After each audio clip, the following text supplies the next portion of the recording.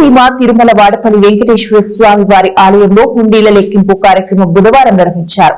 శ్రీ వెంకటేశ్వర స్వామి వారి, శ్రీ విశ్వేశ్వర స్వామి వారి ఆలయ హుండీల నుంచి మొత్తం 1,15,09,966 రూపాయలు ఆదాయంగా లభించింది. అన్నప్రసాదం హుండీల నుంచి 34,11,312 రూపాయలు ఆదాయం లభించింది. మొత్తం 27 రోజులకు గాను 1,49,21,278 రూపాయలు ఆదాయంగా లభించినట్లు డిప్యూటీ కమిషనర్ నల్లం సూర్య చక్రధరరావు తెలిపారు. నగదుతో పాటు 28 గ్రాముల బంగారం, 2 కేజీల 180 గ్రాముల వెండి కానుకలుగా లభించినట్లు ఆయన తెలిపారు.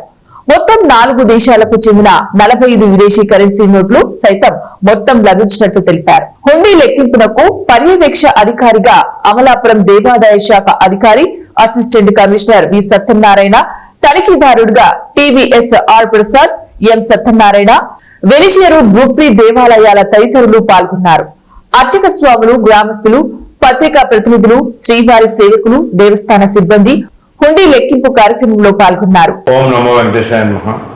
డాక్టర్ బిఆర్ అంబేద్కర్, కోనసీమ జిల్లా ఆత్రేయపురం మండలం వాడపల్లి గ్రామంలో వేయించేస్తున్న స్వయంభూ చంద్రస్వరూపుడు కలియుగ దైవం శ్రీ వెంకటేశ్వర స్వామి ఆలయంలో ఈ రోజున 27 రోజులకు గాను హుండీలు తెరవగా మెయిన్ హుండీ ద్వారా 1,15,09,965 రూపాయలు, అలాగే అన్నదాన ప్రసాద హుండీల ద్వారా 34,11,312 రూపాయలు వెరసి మరి 1,49,21,278 రూపాయలుగా రావడం జరిగింది. అలాగే బంగారం 8 గ్రాములు, వెండి 2 కేజీల 180 గ్రాములు రావడం జరిగింది. మరియు 7 ఫారిన్ కంట్రీస్ నుంచి దగ్గర 45 నోట్లు విదేశీ కరెన్సీలుగా రావడం జరిగింది.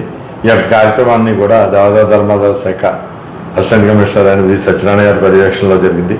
అలాగే ఇందులో ప్రసాద్ గారు, తనిఖీదారు వారు, అలాగే వెలిచేరు గ్రూప్ దేవాలయం ఈవో ఎం సత్యనారాయణ, అర్చక స్వాములు, గ్రామస్తులు, పత్రికా విలేకరులు, కెనరా బ్యాంక్ సిబ్బంది, సేవకులు కూడా పాల్గొన్నారు.